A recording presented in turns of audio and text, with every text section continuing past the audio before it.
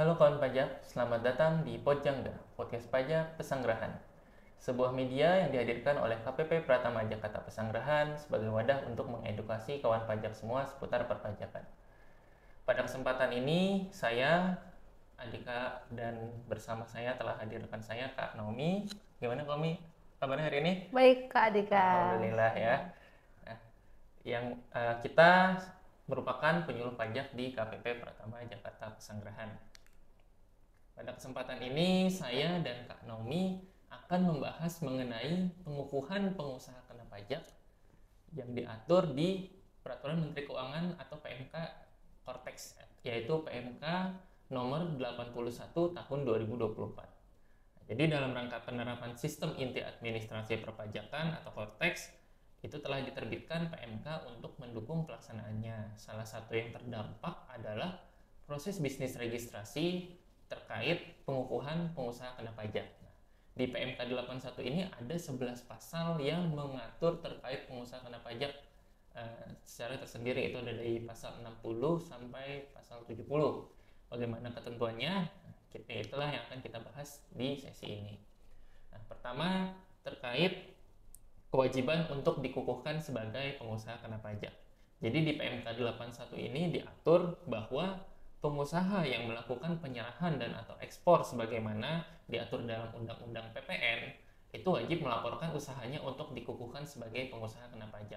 Nah, jadi artinya jika suatu pengusaha atau wajib pajak sudah melakukan penyerahan baik BKP barang kena pajak dan atau JKP jasa kena pajak dan nilai penyerahannya atau omsetnya itu setelah melebihi batasan omset 4,8 miliar rupiah per tahun, maka pengusaha itu atau wajib pajak itu wajib melaporkan usahanya untuk dikukuhkan sebagai pengusaha kena pajak.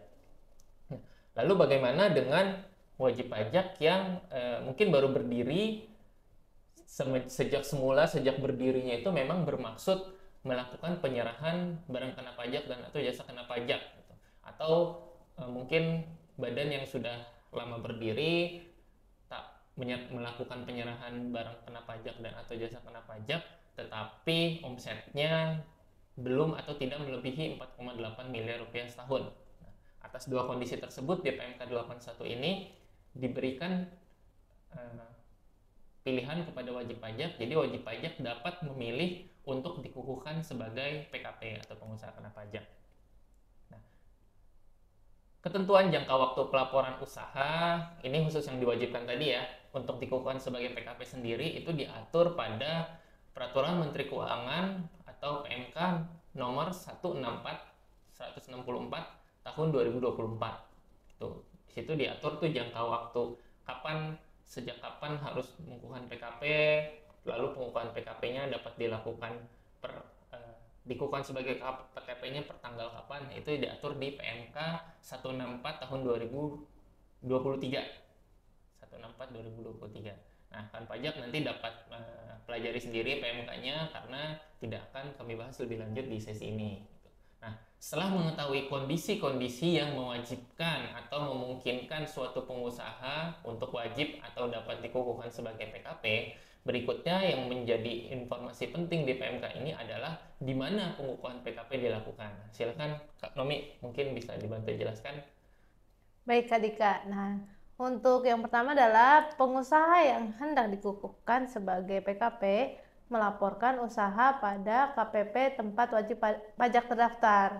Nah, setelah itu apabila pengusaha memiliki tempat tinggal atau tempat kedudukan di kawasan perdagangan bebas dan pelabuhan bebas serta memiliki tempat kegiatan usaha di luar kawasan perdagangan bebas dan pelabuhan bebas, maka pengukuhan PKP dilakukan di tempat kegiatan usaha di luar kawasan perdagangan bebas dan pelabuhan bebas.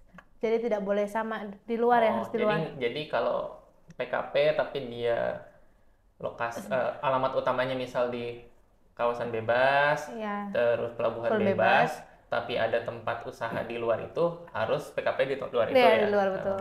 Nah, lalu yang ketiga, dalam hal pengusahaan memiliki lebih dari satu tempat kegiatan usaha, pengusaha harus menentukan salah satu tempat kegiatan usaha sebagai tempat pelaporan usaha. Nah, ini cabang. Oh ya, Nah, berarti benar. kalau cabangnya ada banyak karena di Cortex ini kan sudah tidak mengenal NPP cabang gitu ya Kak Numi Betul. ya. Jadi di antara cabang-cabang itu harus milih nih satu tempat TKP-nya mau di Ya, mana gitu betul. ya Harus Kak di Numi mana ya. pelaporannya. Oke oke. Lalu dalam hal tempat kedudukan badan di kantor virtual tersebut dapat digunakan sebagai tempat pengukuhan PKP selama penyedia jasa kantor virtualnya memenuhi ketentuan. Jadi sekarang, sebelumnya emang udah ada aturannya, tapi sekarang lebih Dipertegas lagi dipertegas ya ketentuannya. di PMK Ya. 81 ini. Nah, Gitu. memenuhi ketentuan. Ketentuannya apa aja Kak Numi? Nih, bentar ketentuannya. Nah, yang pertama, telah dikukuhkan sebagai pengusaha kena pajak. Lalu kedua, menyediakan ruang fisik untuk tempat melakukan kegiatan usaha bagi pengusaha yang akan dikukuhkan sebagai pengusaha kena pajak. Lalu ketiga, secara nyata melakukan kegiatan layanan pendukung kantor. Keempat, memiliki dokumen yang menunjukkan adanya kontrak, perjanjian, atau dokumen sejenis yang masih berlaku antara pengusaha yang menyediakan jasa kantor virtual dan pengusahanya. Lalu yang kelima, memiliki dokumen yang menunjukkan adanya pemberian izin, keterangan usaha, atau keterangan kegiatan dari pejabat atau instansi yang berwenang, yaitu nomor induk berusaha dan atau dokumen lain yang sejenisnya. Berarti tadi virtual office gitu ya. Iya. Virtual office-nya harus PKP, Betul. penyedia jasanya. Terus harus ada tempat fisiknya gitu ya. Ya, sekarang Kayak mungkin ada ruang rapatnya atau ruang pertemuan atau Iya. apa gitu ya. Lalu secara nyata memang si penyedia jasa virtual office-nya ini melakukan kegiatan layanan pendukung kantor, misal serah terima surat gitu Betul, ya, ada ya, surat-surat penyerahan. korespondensi. Maksudnya jangan sampai hanya alamat aja tapi emang nggak ada layanan Nggak pendukung ada, kantornya betul, gitu, ya. cuma tempat aja Ya, gitu. itu Itu tidak tidak jadi bisa. tempat PKP gitu ya. Betul. Terus tadi dokumen Ada kontrak. perjanjian kontrak ya. Nah, Itu sekarang harus udah ada. Nah, itu berarti nanti akan jadi dokumen pelengkap nih untuk pengajuan pengukuhan PKP. Lalu terakhir tadi ada dokumen Izin. pemberian izin NIB gitu ya. Iya, NIB si virtual office-nya ini. Gitu. Iya. Nah, berarti nanti harus minta gitu ya kalau Sekarang memang lebih detail ya, Kak ya. kalau memang pengukuhan PKP-nya mau di alamat kantor virtual atau virtual office ya berarti harus minta kopi NIB si virtual office-nya kayak gitu. Oke. Nah, proses pengukuhan PKP sendiri itu diawali dengan pengajuan permohonan pengukuhan pengusaha kena pajak oleh pengusaha terkait. Jadi ya sama kayak sekarang, jadi harus ada permohonan. Apabila tempat pengukuhan PKP-nya itu kantor virtual atau virtual office, itu harus memberikan pernyataan tentang kegiatan usaha dan tempat kegiatan usaha yang sebenarnya. Jadi harus ada pernyataan nih dari si pengusaha yang mau dikukuhkan sebagai PKP terkait kegiatan usahanya itu apa, lalu tempat kegiatan dia itu sebenarnya di mana sih. Misal bisa aja kan virtual office-nya di Jakarta. Betul, gitu ya Kak Naomi. Mungkin aslinya dia usahanya di Jambi gitu, atau mungkin di daerah Karawang Cikarang gitu ya. Mungkin pengen punya kantor di sini, PKP-nya di sini biar dekat mungkin sama klien. Diberitahukan saat pengukuhan PKP. Nah, nantinya berdasarkan permohonan pengukuhan PKP ini, Kepala KPP tempat pengusaha terdaftar itu bisa pertama, nah kalau dulu kan pengukuhan PKP itu 1 hari ya, lalu langsung terbit surat penolakan atau pengukuhan sebagai pengusaha kena pajak. Di PMK 81 ini nanti di sistem inti administrasi perpajakan, nanti berdasarkan permohonan yang disampaikan oleh wajib pajak, itu Kepala KPP tempat permohonan diajukan itu akan menerbitkan surat keterangan permohonan pengukuhan PKP. Jadi surat keterangan aja nih, surat keterangan bahwa si pengusaha ini telah melakukan atau mengajukan permohonan pengukuhan PKP. Lalu setelah itu akan dilakukan penelitian atas permohonan pengusaha yang tersebut. Gitu. Nah, surat keterangan permohonan pengukuhan PKP ini sama DJP itu diterbitkan paling lama 1 hari kerja setelah permohonan pengukuhan PKP diterima lengkap. Jadi yang 1 hari kerja sekarang hanya surat keterangan aja kalau ini. Surat keterangan bukan surat itu. Bukan surat pengukuhannya gitu, bukan keputusan dikukuhkan atau tidaknya. Gitu ya. Lalu pajak ini yang berbeda dengan yang kondisi yang ada saat ini. Lalu apa saja penelitian atas permohonan pengusaha yang dilakukan oleh DJP? Nah, itu ada secara kelompok besar ada 3. Yang pertama adalah penelitian atas kelengkapan data dan atau dokumen yang terkait dengan identitas pendirian dan atau kegiatan usaha. Nah, apa sih dokumennya? Kalau untuk pengusaha orang pribadi itu dapat berupa data dan atau dokumen identitas diri pengusaha untuk warga negara Indonesia maupun warga negara asing. Itu ya, berarti identitas diri ya kayak KTP, paspor gitu ya, Iya, nomi betul. kita, sekitar. Untuk pengusaha badan itu dapat berupa data dan atau dokumen yang menunjukkan pendirian atau pembentukan badan dan perubahannya, atau pendirian dan atau perubahan berarti ya. Dan data dan atau dokumen yang menunjukkan identitas diri seluruh pengurus atau penanggung jawab pengusaha. Jadi seluruh pengurus yang tercantum di akta gitu ya, itu harus disampaikan juga gitu. KTP, NPWP-nya. KTP ya, nanti kan sudah tidak ada nomor Iya, nggak ada NPWP terpisah. NPWP lagi. Lalu yang berikutnya yang diteliti adalah penelitian atas kesesuaian kegiatan usaha di tempat tinggal, tempat kedudukan, dan atau tempat kegiatan usaha pengusaha dengan kelengkapan data dan atau dokumen yang terkait dengan identitas pendirian dan atau kegiatan usaha. Jadi misal tadi kalau orang pribadi kan di tempat tinggal nih misal, nah KTP-nya di mana? Nanti dicek apakah usahanya benar di situ gitu. Atau mungkin orang pribadi ada NIB, nomor induk berusaha, atau ada surat lainnya dia menerangkan usahanya misal di Pesanggerahan, tapi pas dicek ke lapangan gitu ya, itu ternyata tidak di situ usahanya. Nah, itu berarti tidak memenuhi. Nah, gitu. Itu contohnya. Nah, yang terakhir adalah penelitian atas ketentuan penggunaan kantor virtual sebagai tempat pelaporan usaha dan pernyataan pengusaha mengenai kegiatan usaha serta tempat kegiatan usaha yang sebenarnya dalam hal pengusaha menggunakan jasa kantor virtual.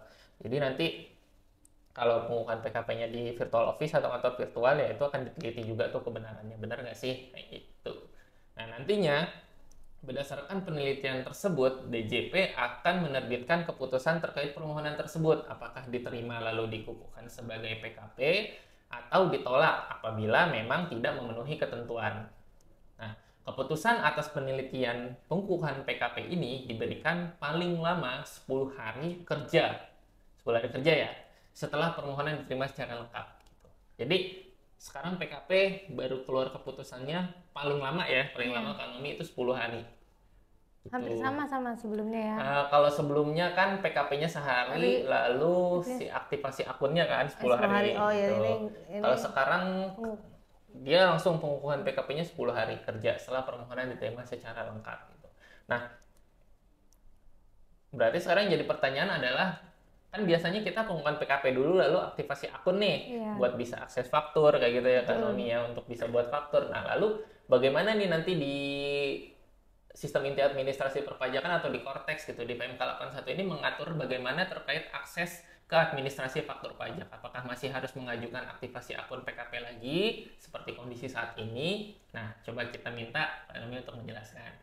Baik, Kak Dika. Jadi, apabila sudah dikukuhkan sebagai PKP, DJP langsung memberikan akses pembuatan faktur pajak dan dapat digunakan oleh PKP sejak tanggal dimulainya kewajiban sebagai pengusaha kena pajak, sebagaimana tercantum dalam keputusan pengukuhan sebagai pengusaha kena pajak. Jadi langsung nih, Kak. Oke, berarti begitu pengukuhan PKP itu langsung dapat akses buat bikin faktur gitu ya Pak Nomi. Iya, betul. Berarti udah nggak ada permohonan tambahan lagi ya, gitu ya. tidak ada. Oke. Namun perlu diketahui bahwa DJP memiliki kewenangan untuk menonefektifkan akses pembuatan faktur pajak terhadap yang pertama, pengusaha kena pajak yang teridentifikasi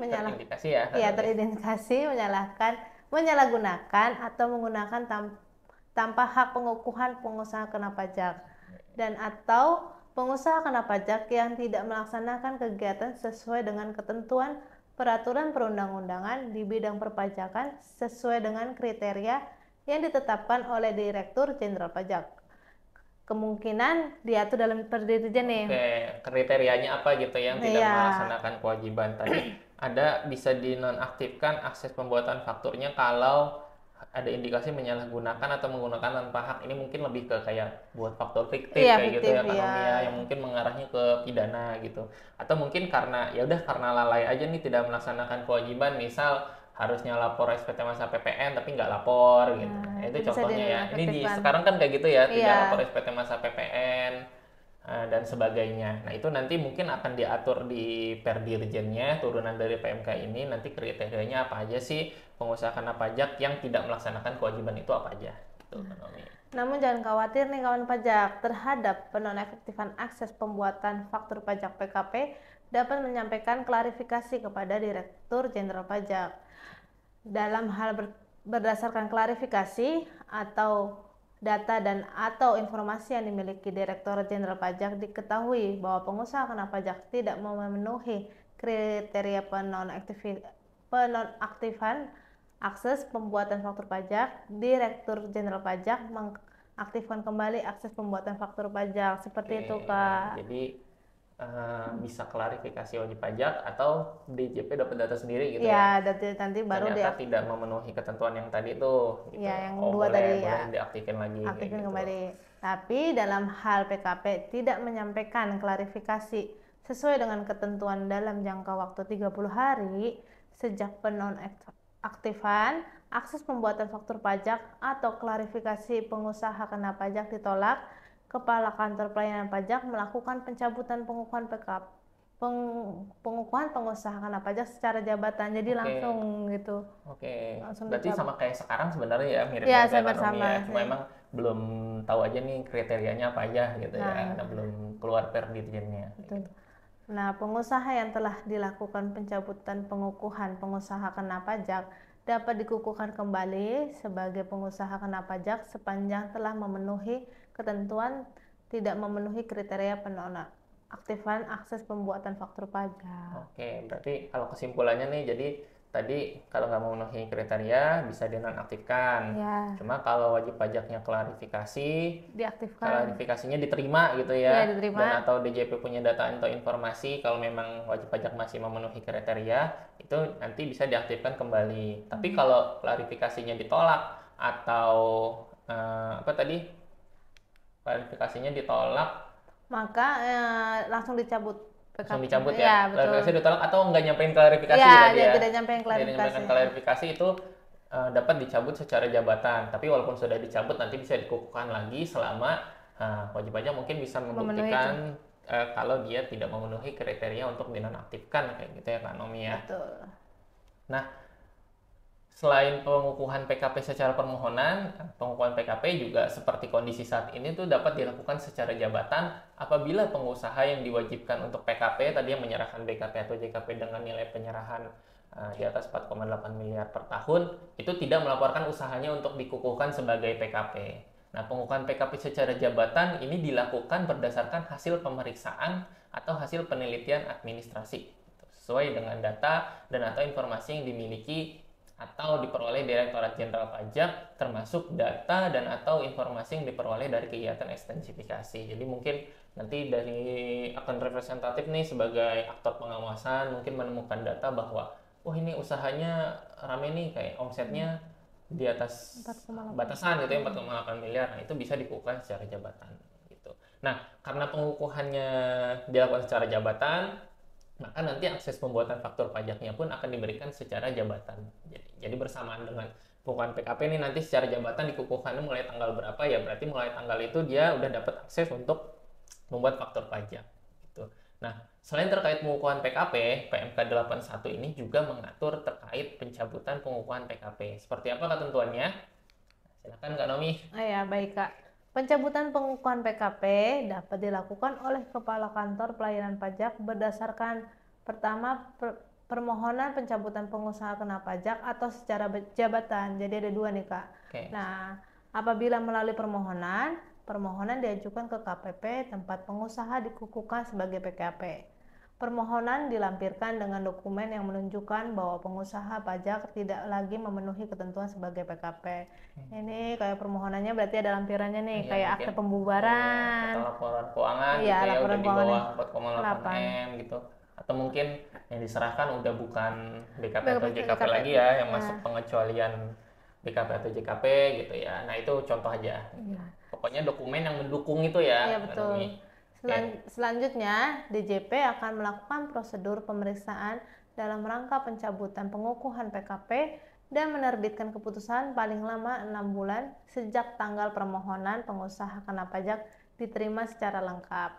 Apabila jangka waktu terlewati dan DJP belum menerbitkan keputusan, maka permohonan pencabutan dianggap dikabulkan dan DJP wajib menerbitkan surat keputusan pencabutan pengukuhan pengusaha kena pajak paling lama 1 bulan setelah jangka waktu berakhir. Oke, berarti sama dengan yang mirip-mirip dengan sekarang ya Iya, sebenarnya. hampir sama sih. Ya kan? Nanti prosedur pemeriksaan paling lama 6 6 bulan. bulan. Nanti ada putusannya apakah diterima atau ditolak. Kalau sampai lewat 6 bulan itu nggak ada keputusan, itu dianggap diterima, yaitu nanti DJP wajib menerbitkan surat pencabutan pengukuhan pengusaha kena pajak gitu ya, Kak Naomi. Oke, kalau yang secara jabatan gimana Kak Naomi pencabutannya? Apabila pencabutan PKP dilakukan secara jabatan, DJP dapat melakukan pencabutan PKP melalui prosedur pemeriksaan atau penelitian administrasi. Oke, kalau jabatan berarti bisa lewat penelitian administrasi juga. Betul. Ya? Oke. Pencabutan pengukuhan PKP